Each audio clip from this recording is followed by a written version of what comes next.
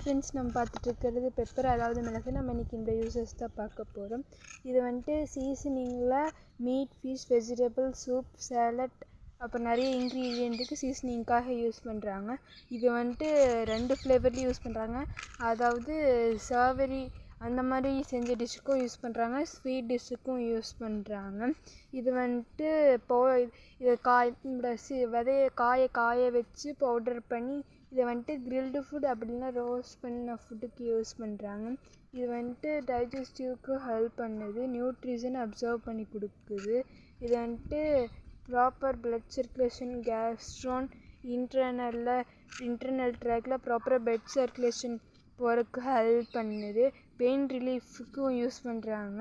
இது வந்துட்டு cough, gold, அப்புறம் டைஜஸ்டிவ் இஷ்யூஸ் அந்த மாதிரி ஏதாச்சும் இருந்தாலும் க்யூர் பண்ணுது. இந்தியாவில் ஃபஸ்ட்டு 3 ஸ்டேட் அதிகமாக பிளாக் பெப்பர் அதாவது மிளகு தயாரிக்கிறது எதுனா first Karnataka, second Kerala, third வந்துட்டு தமிழ்நாடு. Thank you friends.